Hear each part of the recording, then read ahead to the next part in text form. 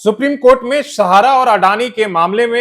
एक बड़ी खबर आ रही है। खबर यह है कि 14 अक्टूबर को इस मामले में सुप्रीम कोर्ट सुनवाई कर सकता है और जो रिक्वेस्ट सहारा ने सुप्रीम कोर्ट के पास लेकर गया है कि हम 88 संपत्तियों को हमारे बायर मिल चुके हैं, हम अडानी को बेचना चाहते हैं, उस पर सुप्रीम कोर्ट मुहर लगा सकती है। इसलिए कि इस मामले को लेकर आपको पता है कि देश भर में करोड़ों जो निवेशक हैं वो टकटकी लगाकर बैठे हैं कि क्या इस संपत्ति के बेच जाने पर जो निवेशकों का पैसा अटका है वो अडानी ग्रुप देगा या सुप्रीम कोर्ट उसके लिए क्या फैसला करेगा या किस तरीके की इस पर योजना या विस्तृत चर्चा होगी। ये तमाम सारी जो है हर कोई ये बात जानना चाहता है कि किसके पाले में निवेशकों का पैसा लौटाने का जिम्मेदारी जाएगी। क्या सहारा पैसे लेकर खुद लौटाएगी या फिर सीआरसीएस जो पोर्टल सरकार ने खोला है उस अकाउंट में जमा होगा और उसके माध्यम से पैसा मिलेगा। तो इसको लेकर 14 अक्टूबर को ये एक तरीके से संभावित तिथि है कि 14 अक्टूबर को सुप्रीम कोर्ट में इस मामले में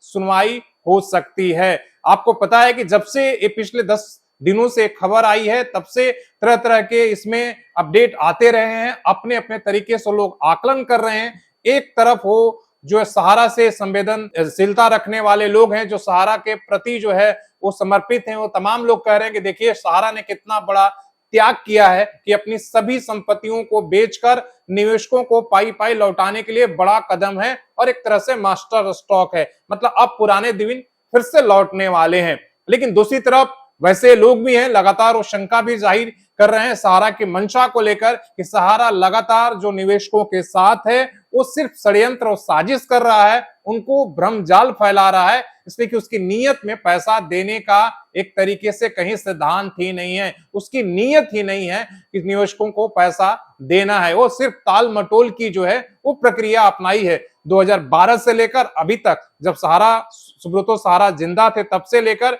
अभी तक सिर्फ उसी रणनीति के तहत कि किसी तरह जो देनदारी है उसको नहीं दिया जाए, लटकाया जाए और संपत्तियों को बेचकर उस पैसे को किसी तरीके से देश से बाहर लेकर जाया जाए। ये तमाम ऐसे लोगों का भी आरोप है जो सहारा के साथ लंबे समय तक जुड़े हैं, जो इस लड़ाई में सहारा के साथ वो लड़ रहे हैं निवेशकों को पैसा को लेकर। लेकिन अब देखना होगा, सबकी निगाहें सुप्रीम कोर्ट पर है कि इस पूरे मामले पर सुप्रीम कोर्ट को क्या संपत्ति को बेचने की मंजूरी मिलती है और निवेशकों के भाग्य का क्या फैसला होता है। इसलिए आपको क्या लगता है इस सहारा का जो डील है अडानी और सहारा के बीच में, इसमें क्या निवेशकों का ख्याल रखा जाएगा, क्या सुप्रीम कोर्ट से रास्ता निकलेगा? आप अपनी राय जरूर दीजिए।